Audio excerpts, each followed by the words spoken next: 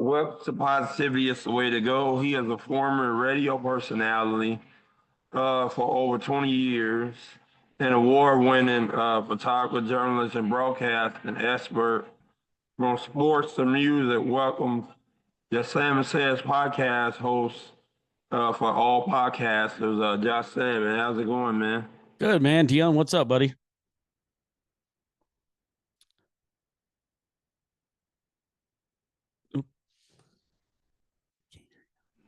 No, I'm looking for opportunities, you know. Yeah. Just keep The hanging in there, man. usual.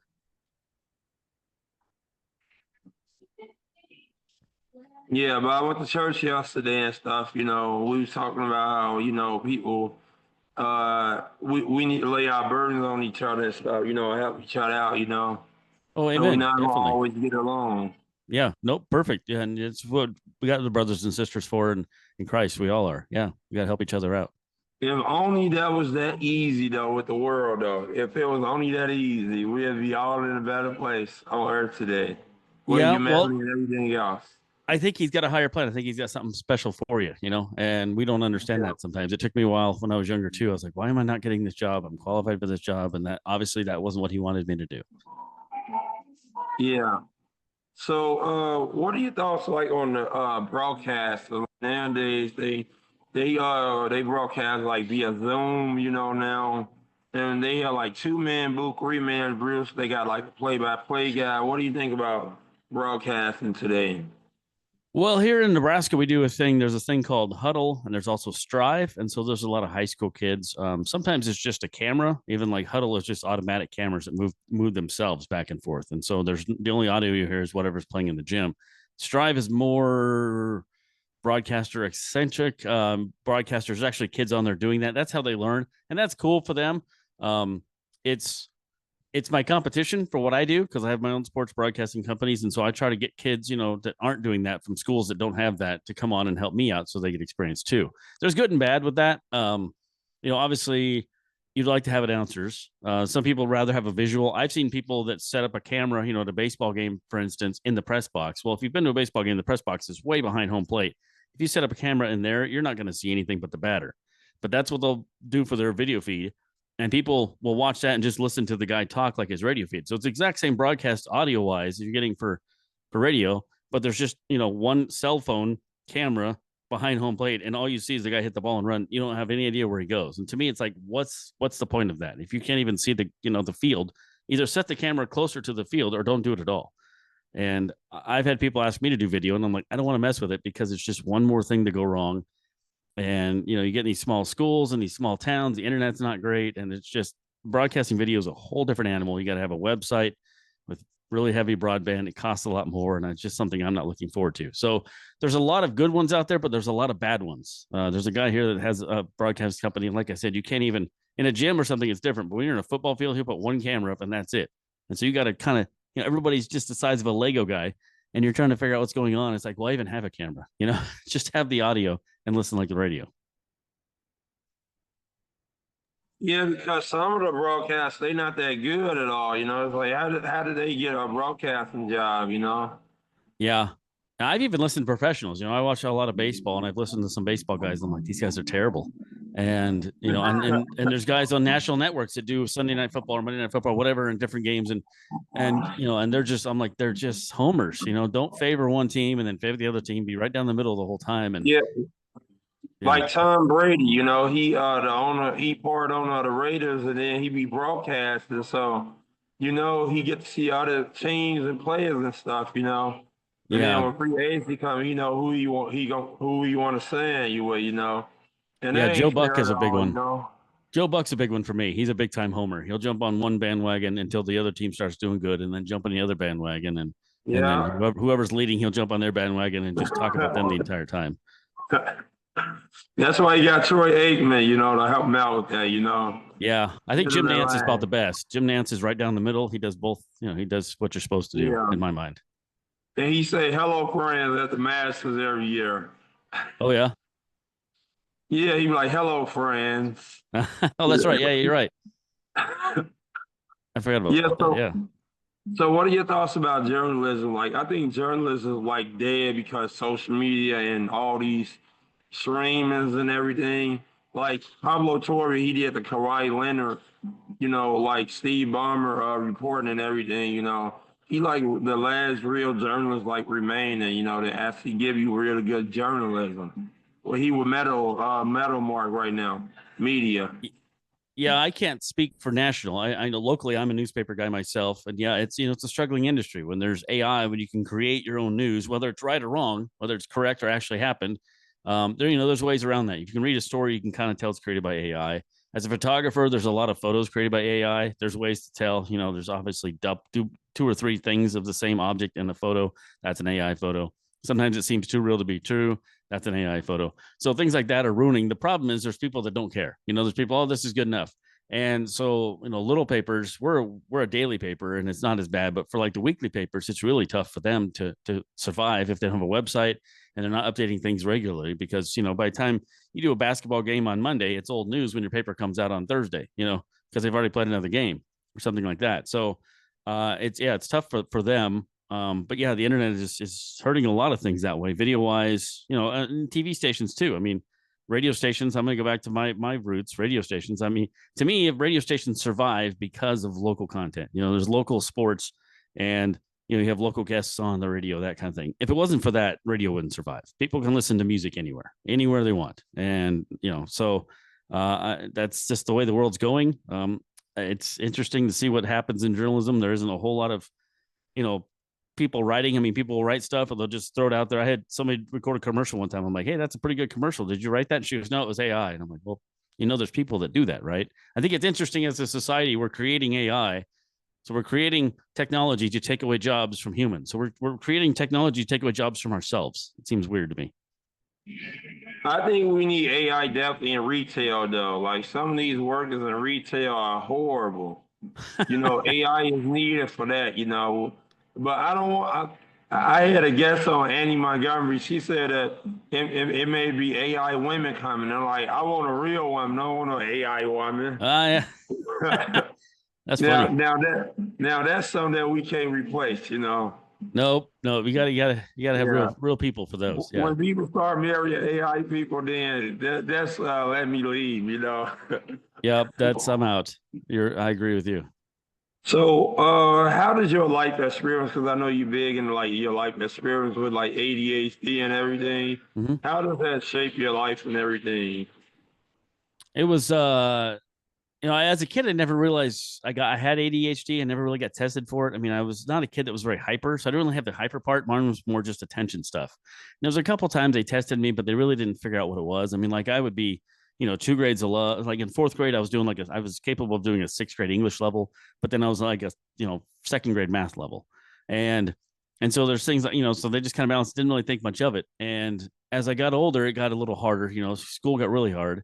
Um, and then as an adult, I was in talking to a counselor guy one time and he tested me for it. And then I went to my medical doctor and she tested me and they're like, yeah, you got ADHD, which actually runs in my family. My dad has it. My uncle had it. They never got diagnosed. They're in their 80s. It wasn't a thing then. But for me, I try to use it creatively. I'll have 6, 7 things going at once, but they're all creative. I'll be working on a graphic design or I'll be recording something. I'm writing something down. And so to me, it looks like a TV station with all those different monitors on the screen, and there's 12 things going on at once. That's what the inside of my head looks like. But when I'm broadcasting sports, I'm usually pretty focused on the sports. I try not to answer text messages or anything like that to distract me while I'm broadcasting sports. So I can stay focused on that. But that's just the way God created me. That's the way I'm going to be. So I'm used to it. I don't know if I could be what they call normal. I've always got things going on, but at the end of the night, I like to just calm down sometimes and just sit and watch TV or just sit and do nothing and just let my mind unwind at night. Just, stare at the ceiling for 15 minutes. And so that's just kind of the way it is. People that don't have ADHD don't understand really what it's like. But I think, yeah, the TV stations, when you see like a control room of a TV station with like 12 channels going, that's kind of what it's like. Yeah, because I think some people they don't look at the mental health side of things in life today. I think they just look at the physical side. Mm-hmm. But life is more mental than physical, and people don't understand that side of things. and they think that element doesn't play a role in like human thinking and stuff, you know. Yeah. I'm email myself a lot. I email myself. I have a whiteboard on my desk with the newspaper here where I, write down daily what I need to do. I put sticky notes on my wallet. My wife and kids know that, if they need to leave me a note, because that's just part of it. It's just short-term memory stuff for ADHD. You're so distracted that you'll forget something. And yeah, I take a medicine for it. Sometimes, sometimes it doesn't affect. If I got a lot of things going on, I'm going to forget something. This morning, even I was doing something, totally forgot what I was doing. I was loading pictures in for the newspaper tomorrow. Hour later, I got back to it and I was like, oh yeah, I forgot I was even doing this. And I load the pictures in. Luckily, they don't print till later tonight, but still, I was like, that's the kind of thing it is. You'll do 6 different things and not even realize that you forgot something until you go back to it. Exactly. That's why we got multitasking, Josh, man. Yeah, that's That's why I'm not a control tower operator for an airplane. That would not be a good job for me. yeah, you probably go under and stuff. Yeah, that would not be good. So we got a big series coming up, man. I'm a Cubs fan, you a Padres fan. What are your thoughts about what's gonna happen starting tomorrow at Wrigley, man? What are your thoughts? And be honest, Josh. I Don't be am. a Yeah. homer at all, you No, no, know. no. It's going to be Don't be a Joe Buck, you know. no, no. I've been the first one to call the Padres on it this year. They didn't have enough pitching. They didn't have enough starting pitching to begin the year. They don't have enough starting pitching to end the year, and they didn't do anything at the deadline to help that. They got 2 starting pitchers. One of them they've already DFA'd. The other one they've been down to the minors twice. One, the 3 guys they have. Dylan Cease has not been pitching well all year. So the Cubs have the advantage totally in pitching. The offense for the Cubs right now is on fire. I think the only team hotter in the National League right now is obviously the Brewers. They've just been good all year. But the Brewer right now, as of late, the last 2 weeks of the season, Cubs bats are on fire. They got Kyle Tucker back now. That's not a good thing for a Padres fan. Good thing for the Cubs.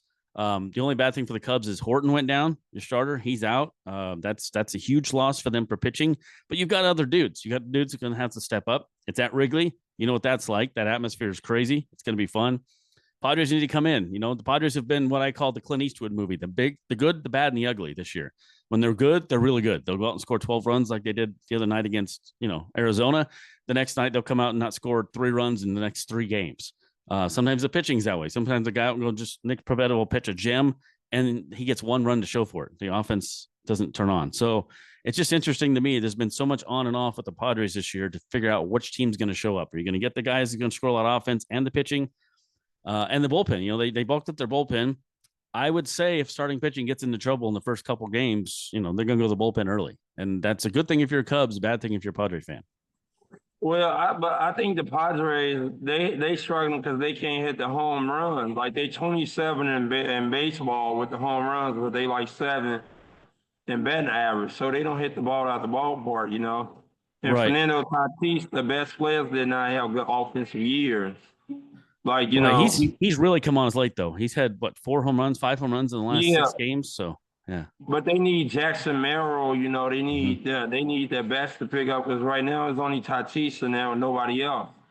Well, Like and Ramon, they lost some serious. They lost to the D-backs a couple games, the Giants, and those teams. They ain't that good at all. You no. know, they lost some games they should have won.